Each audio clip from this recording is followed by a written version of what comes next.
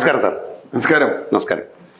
അപ്പോൾ നമ്മൾ ഇന്ന് വളരെ പ്രധാനപ്പെട്ട ഒരു വിഷയമാണ് ചർച്ച ചെയ്യാൻ പോകുന്നത്. ഇന്ത്യ 1947 സ്വതന്ത്രമായി. സ്വതന്ത്ര ഇന്ത്യ മുന്നോട്ട് നയിക്കുന്നതിന് വേണ്ടി അന്ന് മഹാത്മജിയുടെ നേതൃത്വത്തിൽ ഒത്തുചേർന്നവർ കണ്ടെത്തിയത് പ്രഗത്ഭനായ ജവഹർലാൽ നെഹ്റുവിനെയാണ്. ജവഹർലാൽ നെഹ്റുവിനെ കണ്ടെത്തുമ്പോൾ തന്നെ 1946 16 പ്രദേശ് കോൺഗ്രസ് കമ്മിറ്റികളുടെ ഒരു വോട്ടെടുപ്പ് നടത്താൻ ഗാന്ധിജി തീരുമാനിക്കുന്നു. അതിന് കാരണം പ്രധാനമന്ത്രി സ്ഥാനത്തേക്ക് സർദാർ വല്ലഭായ് പട്ടേൽ നാമനിർദ്ദേശം കൊടുത്തുകൊണ്ട് രംഗത്ത് വരുന്ന സാഹചര്യം ഉണ്ടായി. ആ വോട്ടെടുപ്പിൽ 15 പേരും വോട്ട് ചെയ്തത് സർദാർ വല്ലഭായ് പട്ടേലിന് അനുകൂലമായിട്ടാണ്. ചരിത്രം മാറി മറിയുന്നു. ഒരു വോട്ട് മാത്രം കിട്ടിയ ജവഹർലാൽ നെഹ്റുവിനെ ഇന്ത്യയുടെ പ്രധാനമന്ത്രിയാകാൻ വേണ്ടിയിട്ട് തീരുമാനമെടുക്കും. സാർ അതിനെ എങ്ങനെ നോക്കിക്കാണുന്നു? ചരിത്രത്തിൽ ഇപ്പം നമ്മൾ കാണുമ്പോൾ ഗാന്ധിജിയുടെ സെലക്ഷൻ വളരെ ശരിയായിരുന്നു എന്ന് തന്നെയാണ് ഞാൻ കാണുന്നത്. അതിന് പല കാരണങ്ങളുണ്ട്. ഗാന്ധിജി സ്വന്തം അഭിപ്രായം മാറ്റാൻ കാരണം ഒരുപക്ഷെ വലിയ ചർച്ച അന്ന് നടന്നിട്ടുള്ളതാണ്. ഗാന്ധിയുടെ വലങ്കൈയും ഇടങ്കൈയുമായിരുന്നു പട്ടേലും നെഹ്റുവും. ഒരു പരിധിവരെ പല വീക്ഷണങ്ങളിലും ഗാന്ധിയോട് കൂടുതൽ അടുത്ത് നിന്നിരുന്നത് പട്ടേലാണ്. അതിന് കാരണവുമുണ്ട്. ഗാന്ധിയൻ എന്ന് പറയാവുന്നത് കൂടുതൽ പട്ടേലാണ്. നെഹ്റു ഒരിക്കലും ഗാന്ധിയനായിരുന്നിട്ടില്ല, ഗാന്ധിയുടെ തൊപ്പി വെച്ചിട്ടുണ്ടെങ്കിൽ. കാരണം നെഹ്റുവിൻ്റെ വീക്ഷണം കുറെ കൂടി ഇപ്പോൾ അദ്ദേഹം തന്നെ പറഞ്ഞിട്ടുള്ളത് ഏറ്റവും വലിയ വെല്ലുവിളി, ഇന്ത്യയുടെ പ്രധാനമന്ത്രിയാകുമ്പോൾ ഏറ്റവും വലിയ വെല്ലുവിളികളിലൊന്ന് അല്ലെങ്കിൽ ഏറ്റവും പ്രധാനപ്പെട്ട വെല്ലുവിളി മതാത്മകമായ ഒരു രാജ്യത്ത് ഒരു മതേതര ഭരണം സ്ഥാപിക്കുക എന്നതാണ്. മതം ജീവിതത്തിൻ്റെ മുഴുവൻ ഇടങ്ങളിലും ഇടപെടുന്ന ഒരു രാജ്യമാണ് ഇന്ത്യ. മതം സംബന്ധിച്ച്, മതേതരത്വം സംബന്ധിച്ച് ഗാന്ധി നെഹ്റുവും വളരെ വ്യത്യസ്തമായ നിലപാടുകളിലായിരുന്നു. ഒരു പാശ്ചാത്യ ജനാധിപത്യത്തിൻ്റെ മതേതര സങ്കല്പമാണ് നെഹ്റുവിനുണ്ടായിരുന്നത്. ഗാന്ധിജിയെ സംബന്ധിച്ചിടത്തോളം മതവും രാഷ്ട്രീയവും ഒന്നു തന്നെയാണ്. പക്ഷെ ഗാന്ധിജിയുടെ മതം എന്ന് പറയുന്നത്, ഇന്ന് നമ്മളത് പറയുമ്പോൾ വളരെ തെറ്റിദ്ധരിക്കപ്പെടരുത്, സർവമത സമഭാവന, എല്ലാ മതവും ഇവിടെ നിലനിൽക്കുന്നുണ്ട്. ആ മതങ്ങൾക്കൊക്കെ വിശ്വസിക്കാൻ അവകാശമുണ്ട്. അതിന്മേലൊക്കെ നന്മ നമ്മൾ എടുത്തിട്ട് ഒരു സർവധർമ്മ സമഭാവന. പക്ഷേ ഗാന്ധിജിക്ക് തന്നെ അവസാനം മനസ്സിലായൊരു കാര്യം, നമ്മുടെ മതത്തിൻ്റെ പേരിൽ നിൽക്കുന്ന ആളുകൾ അത്തരം സർവധർമ്മ സമഭാവനയുള്ളവരല്ല. ഇന്ത്യയുടെ വിഭജനം അതിന് വളരെ പ്രധാനപ്പെട്ട ഒരു കാര്യമായി. ഇന്ത്യ മതത്തിൻ്റെ അടിസ്ഥാനത്തിൽ വിഭജിക്കാൻ തീരുമാനിക്കുമ്പോൾ തീർച്ചയായും അത് ഉണ്ടാക്കാൻ പോകുന്ന മുറിവ് മറ്റാരേക്കാൾ നന്നായി അറിയുന്ന ആൾ ഗാന്ധിജി. അതുകൊണ്ട് തന്നെ അങ്ങനെയുള്ളൊരു ഘട്ടത്തിൽ അതിമുമ്പുള്ള എല്ലാ അഭിപ്രായ വ്യത്യാസങ്ങളും നെഹ്റുവുമായി മാറ്റിവെച്ച് പലപ്പോഴും പിണങ്ങിയിരുന്നിട്ടുണ്ട്. നെഹ്റുവിനെ കാണാൻ വിസമ്മതിച്ചിട്ടുണ്ട്. നെഹ്റുവിനെതിരെ നിരാഹാരം വരെ നടത്താൻ ചില കാര്യങ്ങൾ തീരുമാനിച്ചിട്ടുണ്ട്. പക്ഷേ അവിടെ ഗാന്ധിജി നിലപാട് വളരെ ക്ലിയറാക്കുകയാണ്. കാരണം നെഹ്റുവിനെ പോലെ ഒരാൾക്കല്ലാതെ ഇത്തരം മതസംഘർഷാത്മകമായ, മതാത്മകമല്ല മതസംഘർഷാത്മകമായ ഒരു രാജ്യത്ത് മുൻപോട്ട് കൊണ്ടുപോകാൻ പറ്റില്ല എന്ന് 2 തീരുമാനങ്ങൾ ഗാന്ധിയുടെ അക്കാര്യത്തിൽ വളരെ പ്രധാനമാണ്. ഒരുപക്ഷെ ഗാന്ധിജി അങ്ങനെ ഒരു തീരുമാനം എടുക്കുമെന്ന് സംശയമുണ്ടായിരുന്നു. കാരണം ഗാന്ധിജി സ്വാതന്ത്ര്യ സമരകാലത്ത് ഏറ്റവും കൂടുതൽ സംഘർഷം ഉണ്ടാക്കിയത് ഡോക്ടർ അംബേദ്കറുമായിട്ടാണ്. അതെ, ആ അംബേദ്കറെ ഇന്ത്യയുടെ ഭരണഘടനയുടെ ഡ്രാഫ്റ്റിംഗ് കമ്മിറ്റി ചെയർമാനാക്കണം എന്ന് ഗാന്ധിജി പറയുന്നത് വളരെ കൃത്യമായ നിലപാടാണ്. അതിന് തുല്യമാണ് ഈ പറഞ്ഞ ഇന്ത്യയുടെ പ്രധാനമന്ത്രിയായി നെഹ്റു വരണമെന്നിൽ. കാരണം ഇന്ത്യ നേരിടാൻ പോകുന്ന സംഘർഷാത്മകതയെക്കുറിച്ച് അദ്ദേഹത്തിന് അറിയാം. പിന്നെ ഗാന്ധിജിയെ സംബന്ധിച്ചിടത്തോളം സ്വാതന്ത്ര്യം വരെയുള്ള ജോലിയെ തനിക്കുള്ളൂ എന്ന് അദ്ദേഹം കണ്ടിരുന്നു. സ്വാതന്ത്ര്യത്തിനെത്താൻ വേണ്ടി എന്തൊക്കെ വേണമെങ്കിലും ചെയ്യാം. അതിൽ അദ്ദേഹം ഒരുപാട് വിട്ടുവീഴ്ചകൾ, പല കാര്യങ്ങൾ ചെയ്തിട്ടുണ്ട്. അപ്പോൾ അംബേദ്കറോട് അദ്ദേഹം പറയുന്നുണ്ട്, ജാതി എന്ന് പറയുന്ന പ്രശ്നം നമുക്ക് സ്വാതന്ത്ര്യം നേടിയതിന് ശേഷം പരിഹരിക്കേണ്ടതാണ്. കാരണം സ്വാതന്ത്ര്യ സമരത്തിൽ ജാതി തിരിഞ്ഞ് നമ്മൾ നിന്നുകൂടാ, അതുകൊണ്ട് പരിഹരിക്കണം. അതുകൊണ്ടാണ് അംബേദ്കറെ ഭരണഘടന ഉണ്ടാക്കി ഏൽപ്പിക്കുന്നത്. അതുപോലെ തന്നെ ഒരു മതത്തിൻ്റെ അടിസ്ഥാനത്തിലുള്ള ഒരു രാഷ്ട്രമല്ല ഇന്ത്യ എന്ന് ഒരു പ്രഖ്യാപനമാണ് നെഹ്റുവിനെ പ്രധാനമന്ത്രിയാക്കുന്നതിലൂടെ ചെയ്യുന്നത്. അപ്പോൾ ഞാൻ കാണുന്നത് ഗാന്ധിജിയുടെ ആ തീരുമാനം വളരെ ശരിയായിരുന്നു എന്ന് തന്നെയാണ്. കാരണം മാത്രമല്ല പട്ടേൽ വളരെ പെട്ടെന്ന് മരിക്കുകയും ചെയ്തു. അതെ, പിന്നെ അധികകാലം അദ്ദേഹം ഇരുന്നിട്ടില്ല. നെഹ്റു പിന്നെയും കുറേ കാലം ജീവിച്ചു. അപ്പോൾ ഞാൻ അത് മരിക്കുമെന്ന് നമുക്ക് പറയാൻ പറ്റില്ല. അതെ, എങ്കിൽ പോലും ഗാന്ധിജിയുടെ തീരുമാനം ശരിയായിരുന്നു എന്നാണ് പിൽക്കാല ചരിത്രം തെളിയിക്കുന്നത്. ചില കാര്യം കൂടെ നമ്മൾ കൂട്ടി വായിക്കേണ്ടതുണ്ട്. കാരണം ഇപ്പോൾ ഇന്ന് രാജ്യം ഭരിക്കുന്ന ഒരു പ്രത്യയശാസ്ത്രമുണ്ട്. അവരുടെ അന്നും അവരുടെ പക്ഷവും അവരുടെ എതിർപക്ഷവും അന്ന് അക്കാലഘട്ടത്തിലുണ്ട്. അപ്പോൾ അവിടെ പറയുന്നത് അന്ന് സർദാർ വല്ലഭായ് പട്ടേൽ ആണെങ്കിൽ ഇന്ന് ആ പ്രചരണങ്ങൾക്ക് ആക്കം കൂടിയിരിക്കുന്ന സമയം കൂടിയാണ്. സർദാർ വല്ലഭായ് പട്ടേൽ തന്നെ ആകണമായിരുന്നു എന്ന നിലപാട് ശക്തമായി ഇന്ന് നിലവിലുള്ള ഭരണകൂടം മുന്നോട്ട് വെക്കുമ്പോഴും അങ്ങനെ അല്ല എന്ന് വാദിക്കുന്ന നല്ലൊരു പക്ഷവും ഇപ്പോൾ സാറ് പറഞ്ഞതുപോലെ ആ നിഗമനങ്ങളിൽ ഓക്കെ ആണ്. പക്ഷേ അവിടെ നെഹ്റുവിനെ സംബന്ധിച്ച് മറ്റൊരു കാര്യത്തിൽ ചില വീഴ്ചകൾ അദ്ദേഹത്തിന് പറ്റി എന്നൊരു വർത്തമാനം കൂടെ ഇപ്പോഴത്തെ ഈ പ്രചരണത്തിനിടയ്ക്ക് വളരെ സജീവമായിട്ട് നിലനിൽക്കും. കാരണം പാകിസ്ഥാൻ വിഭജിക്കുന്ന സമയത്ത് ഇദ്ദേഹം ചൈനയുടെ അടുത്ത സുഹൃത്തു കൂടിയായിരുന്നു. ചൈനയുമായിട്ട് നല്ല ബന്ധം പുലർത്തിയിരുന്ന ഒരാളാണ്.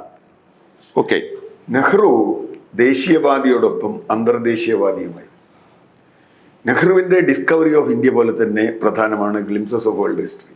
ഇതൊക്കെ സ്വാതന്ത്ര്യത്തിന് മുമ്പ് എഴുതിയിട്ടുള്ളതാണ്. ഒരുപക്ഷെ ലോകത്തൊരു ഭരണാധികാരിയും നെഹ്റുവുമായി താരതമ്യം ചെയ്യാൻ കഴിയുന്ന തരത്തിൽ ഒരു അന്തർദേശീയവാദിയായി ഉണ്ടായിട്ടില്ല എന്ന് അഭിമാനപൂർവ്വം പറയുന്ന ഒരാളാണ് ഞാൻ. കാരണം നമ്മൾ ലോക സമസ്ത സുഖിനോ ഭവന്തു എന്ന് പറയുമ്പോൾ കുറച്ചാളുകൾക്കല്ല, ജനം എന്ന ലോകത്തിന് അർത്ഥമെങ്കിലും അതിന് മറ്റൊരു ആചാരത്തിൻ്റെ അടുത്ത ലോക സമസ്ത സുഖിനോ ഭവന്തു. ഇപ്പോൾ എത്രയോ കാലം നോൺ അലൈൻ മൂവ്മെൻറ്റിൻ്റെ നേതാവായി, ചേരിചേരാ പ്രസ്ഥാനത്തിന് നേതാവായി നെഹ്റു ജീവിച്ചു എന്നുള്ളത് നമ്മൾ ആലോചിക്കണം. അന്ന് ലോകത്ത് മുഴുവൻ വിമോചന സമര പോരാട്ടങ്ങൾ നടക്കുകയാണ്. ഈ വിമോചന സമര പോരാട്ടങ്ങളോട് ഐക്യദാർഢ്യം പ്രഖ്യാപിച്ച ഒരു നേതാവാണ് നെഹ്റു. ഇപ്പോൾ പട്ടേലിനെ സംബന്ധിച്ചിടത്തോളം ഇന്ത്യക്ക് പുറത്തുള്ള ഒരു ലോകത്തെക്കുറിച്ച് പട്ടേൽ അത്ര ചിന്തിച്ചിട്ടില്ല. നേരെ മറിച്ച് നെഹ്റുവിനെ സംബന്ധിച്ചിടത്തോളം ഉണ്ട്. ചൈന മാത്രമല്ല, ചൈനയും റഷ്യയും അമേരിക്ക മാത്രമാണ് നെഹ്റുവുമായിട്ട് കുറച്ച് സംഘർഷാത്മക. കാരണം അതിന് അമേരിക്കയ്ക്ക് അവരുടെ കാരണങ്ങളുണ്ട്, നെഹ്റുവിൻ്റെ കാരണങ്ങളുണ്ട്. അപ്പോൾ പ്രശ്നം എന്താണെന്ന് വെച്ചാൽ ഇന്ത്യ ഒരു ആഗോള സാഹചര്യത്തിൽ പ്രതിഷ്ഠിക്കുന്നതിൽ ഇന്നിപ്പോൾ നമ്മൾ എന്തൊക്കെയോ പറഞ്ഞാലും ആഗോള സാഹചര്യത്തിൽ അന്നത്തെ ഇന്ത്യ, വിമോചിത ഇന്ത്യ നോക്കൂ. ഇന്ത്യക്കൊപ്പം വിമോചിതരായ രാഷ്ട്രങ്ങളുടെ അവസ്ഥ എന്താണെന്ന് നോക്കൂ. ആ രാഷ്ട്രങ്ങളിൽ നിന്ന് ഇന്ത്യ വ്യത്യസ്തമായിരിക്കുന്ന പാകിസ്ഥാനായാലും അതിൻ്റെ ഭാഗമായത് മതത്തിൻ്റെ പേരിൽ വിഭജിച്ച പാകിസ്ഥാൻ വീണ്ടും വിഭജിക്കപ്പെട്ടു ചരിത്രത്തിൽ. നമ്മളപ്പോൾ മതം അല്ല രാഷ്ട്രത്തിൻ്റെ അടിസ്ഥാനം എന്ന് വളരെ കൃത്യമായി ആ നെഹ്റുവിൻ്റെ വീക്ഷണം ശരിയായിരുന്നു. ജനാധിപത്യം അവിടെയാണ് അതിൽ ഏറ്റവും പ്രധാനം. ജനാധിപത്യ സങ്കല്പം എന്ന് പറയുന്നത്, അതിൽ ജനാധിപത്യം എന്ന് പറഞ്ഞാൽ ഭൂരിപക്ഷത്തിൻ്റെ ഭരണം എന്ന് നമ്മൾ തെറ്റിദ്ധരിച്ചു പോയി. ജനാധിപത്യം ഭൂരിപക്ഷത്തിൻ്റെ ഭരണമല്ല, ഒരാൾക്ക് ഒരു വോട്ട് എന്ന് പറഞ്ഞാൽ ഞാനും പ്രധാനമാണ്, നിങ്ങളും പ്രധാനമാണ്. അതിൽ ന്യൂനപക്ഷ ഭൂരിപക്ഷ പ്രശ്നമേ ഇല്ല. ഓരോ വ്യക്തിയും പ്രധാനമാണ്. കുറേ ആളുകൾ കൂടുതലുണ്ടെങ്കിൽ അവരാണ് ശരി എന്ന് പറയുന്നത് ജനാധിപത്യമേ അല്ല. കാരണം ഓരോരുത്തർക്കും അവരവരുടെ അഭിപ്രായം പറയാനുള്ള, ചിന്തിക്കാനുള്ള, അത് പ്രവർത്തിക്കാനുള്ള അവകാശമുണ്ടാവുകയും അത് മറ്റൊരാളുടെ അവകാശത്തെ ഹനിക്കാതിരിക്കുകയും ചെയ്യുക. അതാണ് ജനാധിപത്യം എന്ന് ലോകം കണ്ടെത്തിയിട്ടുള്ളത്. ആ ജനാധിപത്യ സങ്കല്പം തീർച്ചയായും ഏറ്റവും ഉന്നതമായി ഉണ്ടായിരുന്നു. ഒരുപക്ഷെ നെഹ്റുവിന് ശേഷം വന്ന കോൺഗ്രസ് നേതാക്കന്മാർക്ക് അതൊന്നുണ്ടായെന്ന് ഞാൻ പറയുന്നില്ല. സ്വന്തം മകൾക്ക് നെഹ്റു എഴുതിയ കത്തുകൾ, 196 കത്തുകൾ, ആ കത്തുകൾ വായിച്ചാൽ നമുക്ക് മനസ്സിലാവും. 20 വയസ്സിൽ താഴെയുള്ള ഒരു മകൾക്ക് എഴുതുക കത്ത് എഴുതുമ്പോൾ ആ കത്ത് വായിച്ചാൽ നമുക്ക് മനസ്സിലാവും ആരാണ് നെഹ്റു എന്ന്. ഞാൻ നെഹ്റുവിനെ കാണുന്നത് ആ അർത്ഥത്തിലുള്ള മതേതര ജനാധിപത്യവാദി എന്ന അർത്ഥത്തിൽ തന്നെയാണ്. ലോക ഭൂപടത്തിലും നെഹ്റുവിനെ അങ്ങനെ തന്നെയാണ് ചരിത്രം അടയാളപ്പെടുത്തിയിട്ടുള്ളത്. ഇപ്പം ഈ തെറ്റ് പറ്റിയിട്ടുണ്ട്. തെറ്റ് എന്ന് പറഞ്ഞാൽ രാഷ്ട്രീയം, അതിസങ്കീർണമായ രാഷ്ട്രീയ കാലാവസ്ഥയിലാണ് നെഹ്റു ഇന്ത്യയിൽ വരുന്നത്. അന്ന് ഇന്ത്യ ഇല്ലല്ലോ. ഇന്ത്യ ഇല്ലല്ലോ. 512 നാട്ടുരാജ്യങ്ങളുള്ള ഒന്ന്, ഇതിൽ തന്നെ പകുതി പാകിസ്ഥാനിലേക്ക് പോകുന്ന ഒന്ന്, അല്ലെങ്കിൽ കിഴക്കും പടിഞ്ഞാറും മുറിവ് പറ്റിയ ഒരു രാഷ്ട്രം. ഇത് ഒക്കെ തന്നെ യഥാർത്ഥത്തിൽ അതിൽ നിന്ന് ഇന്നത്തെ ഇന്ത്യയിലേക്ക് എത്തുക. ഞാൻ രാമചന്ദ്ര ഗുഹയുടെ വളരെ പ്രസിദ്ധമായ ഇന്ത്യ ആഫ്റ്റർ ഗാന്ധി എന്ന് പറയുന്ന, ഒരുപക്ഷെ ഇന്ത്യ ചരിത്രത്തിൽ, നമ്മൾ ചരിത്രം എന്ന് പറയുമ്പോൾ എപ്പോഴും സ്വാതന്ത്ര്യത്തിന് മുമ്പുള്ളതാണ് പറയുക. സ്വാതന്ത്ര്യത്തിന് ശേഷം ഒരു ചരിത്രമുണ്ട്. ആ ചരിത്രത്തിൽ ഇന്ത്യ കടന്നു പോകുന്ന ദുർഘടകരമായ ഘട്ടങ്ങളെക്കുറിച്ച്, അതിലൊരു ഭരണാധികാരിക്ക് തെറ്റുപറ്റാം, ശരിപറ്റാം, അതൊക്കെ ഉണ്ടാവാം. പക്ഷേ ഉദ്ദേശശുദ്ധി എന്ന് പറയുന്ന ഒരു സംഗതിയുണ്ട്. അതിൽ നെഹ്റുവിനെ നമുക്ക് ചോദ്യം ചെയ്യാനേ പറ്റില്ല എന്നാണ് വിശ്വസിക്കുന്നത്. ബ്രിട്ടൻ നമ്മളിൽ നിന്ന് വിട്ടുപോകാൻ തീരുമാനിക്കുന്നു, ഇന്ത്യയിൽ നിന്ന് പോകാൻ തീരുമാനമെടുക്കുന്നു.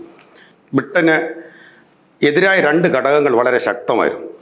ഒന്ന്, ബ്രിട്ടൻ്റെ സാമ്പത്തിക നില അതീവ ഗുരുതരമായ സാഹചര്യത്തിൽ നിലനിൽക്കണം. പിന്നെ ഇന്ത്യയിലെ പ്രക്ഷോഭം, ഗാന്ധിജിയുടെ നേതൃത്വത്തിലും തന്നെയല്ലാതെയും മറ്റ് കമ്മ്യൂണിസ്റ്റ് പ്രസ്ഥാനങ്ങൾ, ഇടതുപക്ഷ പ്രസ്ഥാനങ്ങളായാലും അവരുടെയൊക്കെ മൂവ്മെൻറ്റ്, പലതരത്തിലുള്ള മൂവ്മെൻറ്റുകൾ വളരെ ശക്തമാകുന്നു.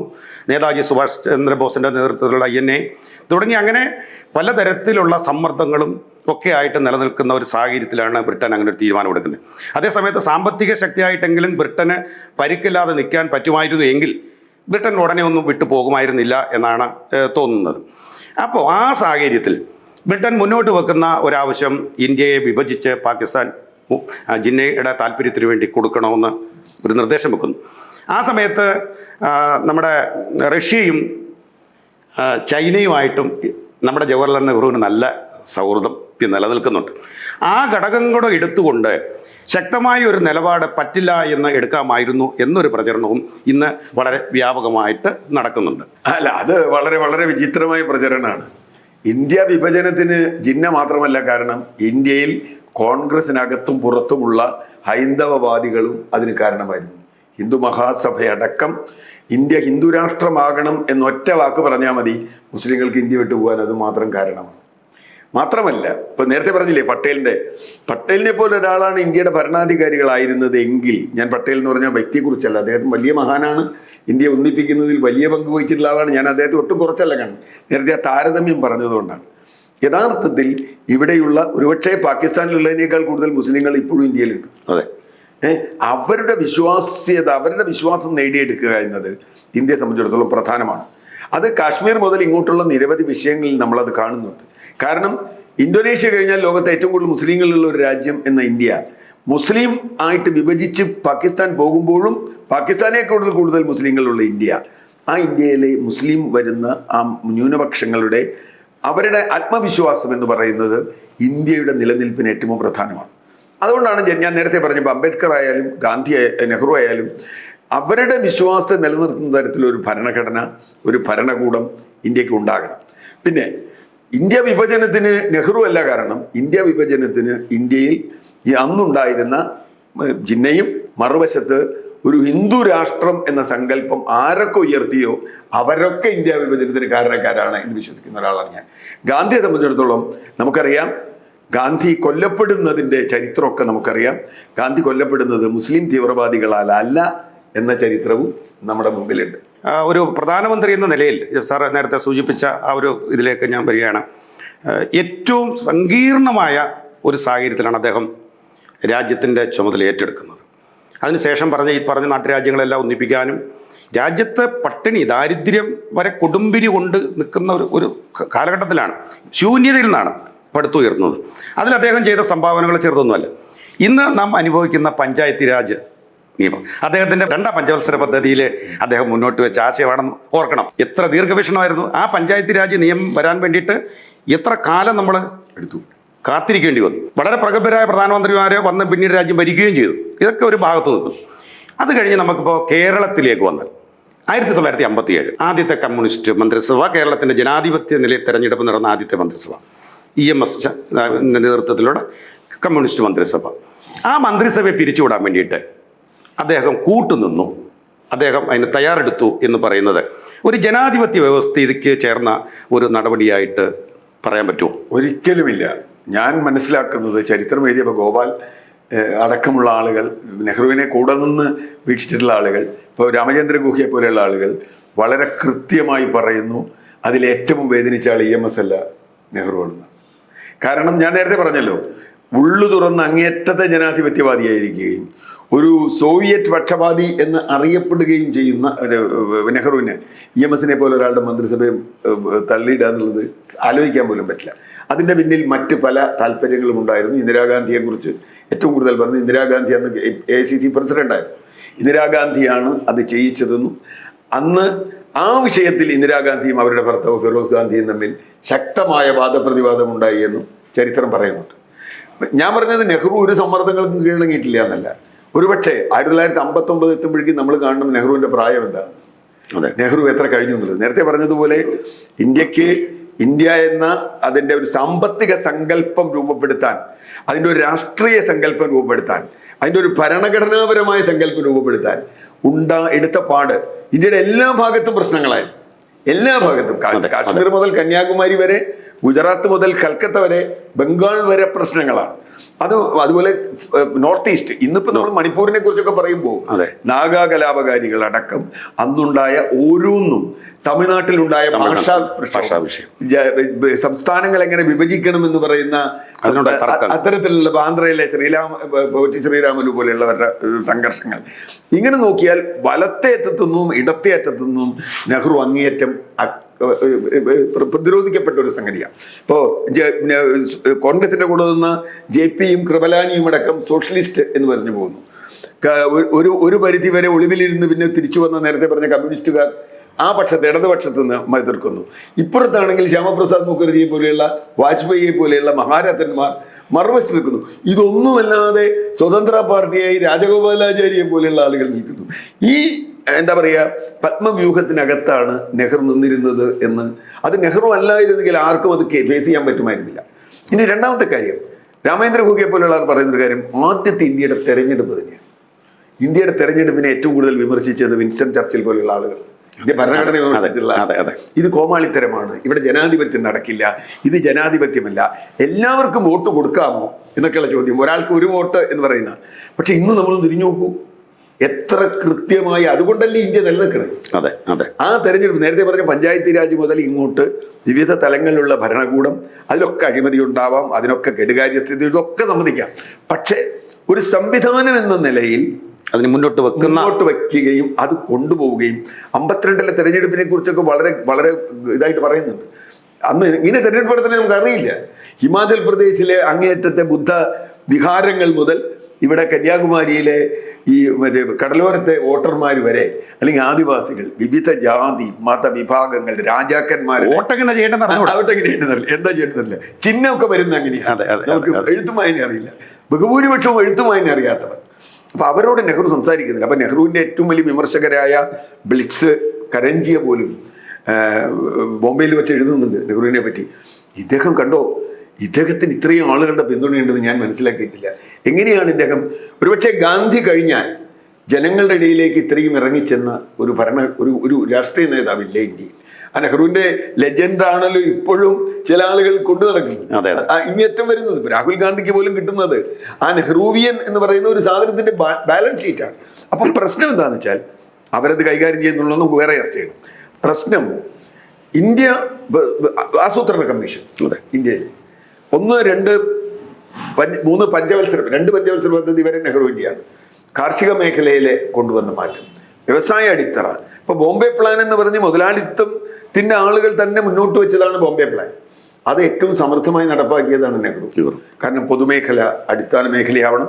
ഇന്ന് നമ്മളിപ്പോൾ പൊതുമേഖലയെ കുറിച്ച് കുറ്റം പറയുമ്പോൾ, ആ പൊതുമേഖല ഇല്ലായിരുന്നുവെങ്കിൽ നമുക്ക് ഇരുമ്പുരുക്ക് ഉണ്ടാകുമായിരുന്നില്ല, നമുക്ക് കപ്പൽ നിർമ്മാണം ഉണ്ടാകുമായിരുന്നില്ല, നമുക്ക് വിമാനത്താവളങ്ങൾ ഉണ്ടാകുമായിരുന്നില്ല. ഇന്നിപ്പോൾ പണം മുടക്കാനൊക്കെ ആളുണ്ട്. അതെ, പൊതുമേഖലയും സ്വകാര്യ മേഖലയും രണ്ടും കൂടെ സമന്വയിപ്പിച്ചു അദ്ദേഹം. യെസ്, അല്ല, പൊതുമേഖലയ്ക്കാണ് ഏറ്റവും കൂടുതൽ ഇൻവെസ്റ്റ്മെന്റ് വേണ്ട അടിസ്ഥാന സൗകര്യ മേഖല കൊണ്ടുവരാൻ കഴിയുന്നത്. ഇത് നെഹ്റുവിന്റെ പ്ലാൻ അല്ല, ബോംബെ പ്ലാനാണ്.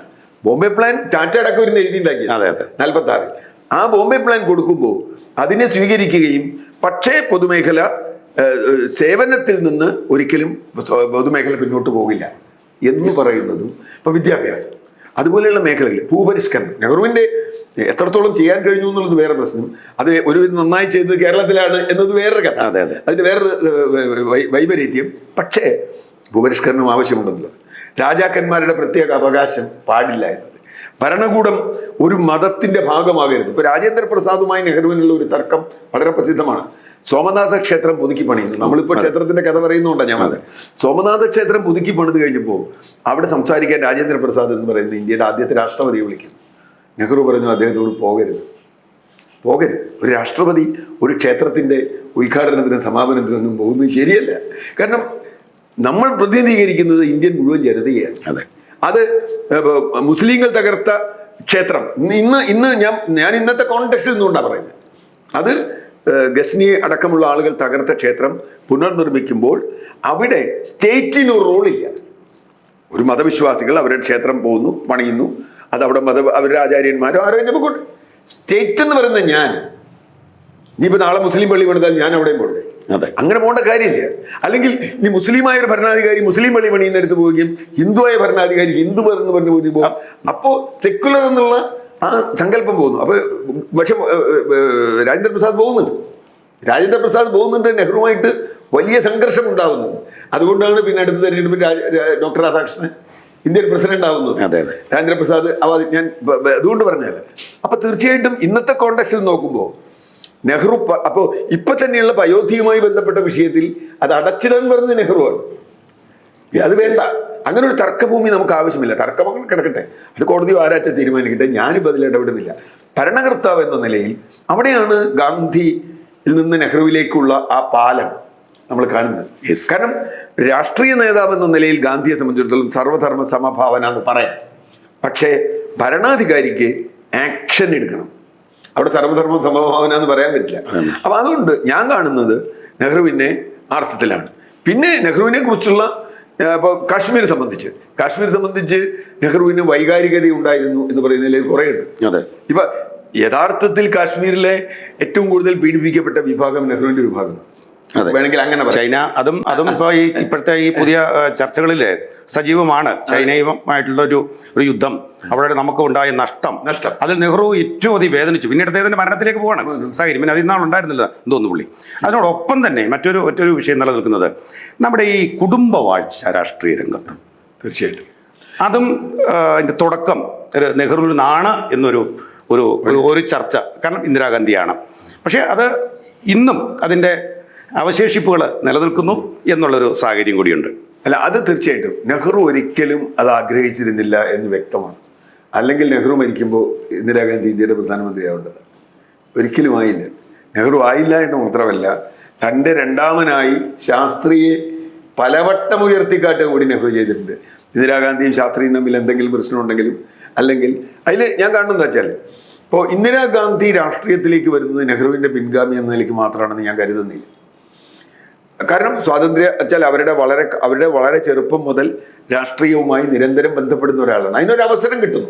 ഇപ്പം നമുക്ക് ഒരു കാര്യത്തിനൊരു അവസരം കിട്ടിയാൽ, ഞാനിപ്പോൾ നല്ല പാട്ടുകാരൻ്റെ മക്കൾ നല്ല പാട്ടുകാരനാവുന്നത് നമുക്ക് കുറ്റം പറയാൻ പറ്റില്ല. കാരണം ഒരു സംഗീതജ്ഞൻ്റെ മകളാവുമ്പോൾ സ്വാഭാവികമായും ഒരു എക്സ്പോഷർ ഉണ്ട്.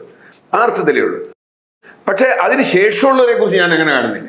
ഓക്കെ, ഇന്ദിരാഗാന്ധി അവരുടെ മെറ്റിൽ തെളിയിച്ചിട്ടുണ്ട്. നമ്മളിതില്ലാന്ന് പറയാൻ പറ്റില്ല.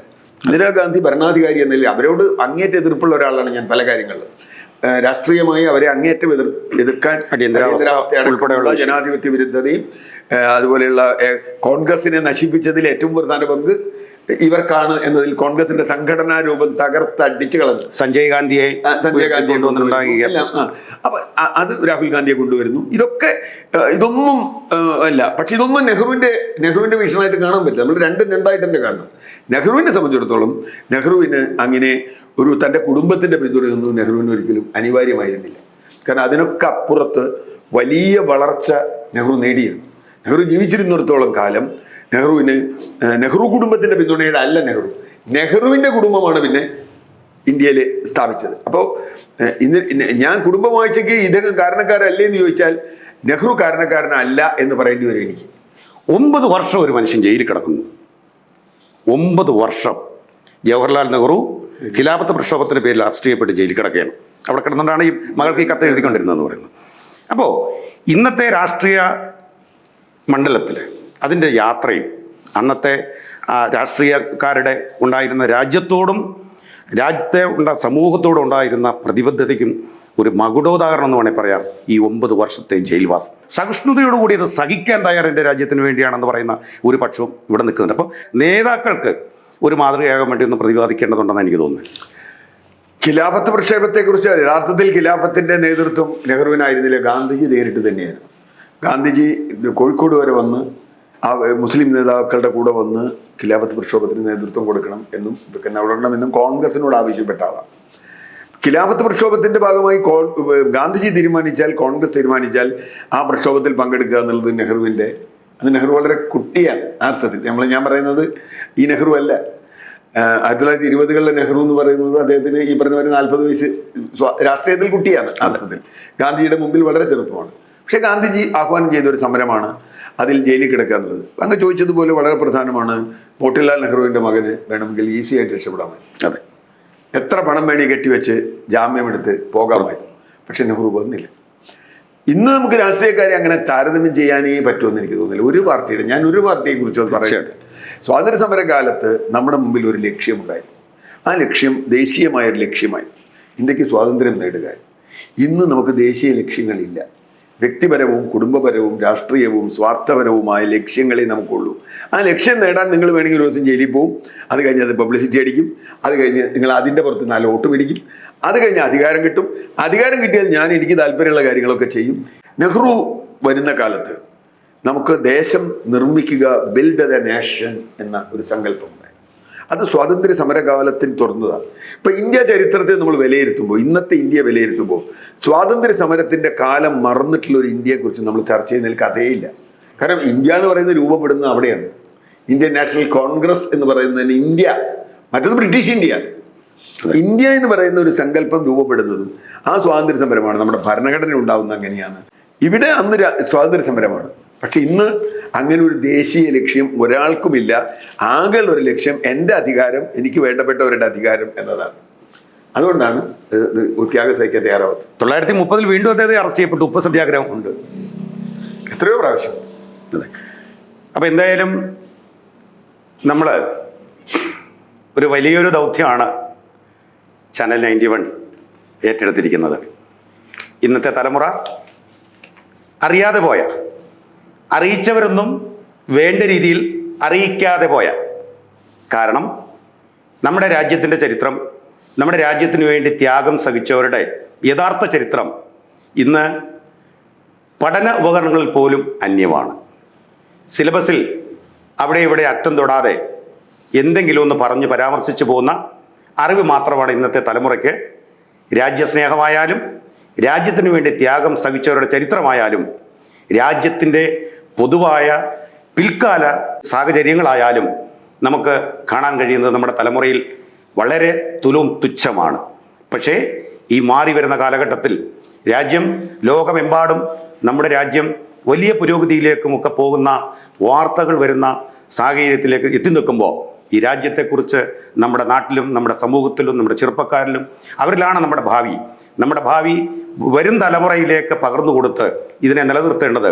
നേരത്തെ ഇവിടെ സാറ് പരാമർശിച്ചു, ഒന്നുമില്ലാതെ ശൂന്യയിൽ നിന്ന് രാഷ്ട്രം കെട്ടിപ്പടുക്കുമ്പോൾ അവരൊക്കെ അനുഭവിച്ച ത്യാഗവും കഷ്ടപ്പാടും യാതനകളും ഒക്കെ നാം മറന്നുപോകാൻ പാടില്ല, നമ്മുടെ ഓർമ്മകളിൽ നിലനിൽക്കണം. ഇന്നത്തെ തലമുറയ്ക്ക് ഇതൊക്കെ അന്യമാണ്. എവിടെയോ എഴുതി വെച്ച 4 തുണ്ട് കഷ്ണത്തിൽ നിന്ന് കിട്ടുന്ന അറിവുകൾ മാത്രമാണ് നമ്മുടെ ഇന്നത്തെ തലമുറയ്ക്ക് നമ്മുടെ രാജ്യത്തെക്കുറിച്ചും നമ്മുടെ സ്വാതന്ത്ര്യത്തെക്കുറിച്ചും നമ്മുടെ സ്വാതന്ത്ര്യ പോരാളികളെക്കുറിച്ചും ഒക്കെ ഉള്ളത്.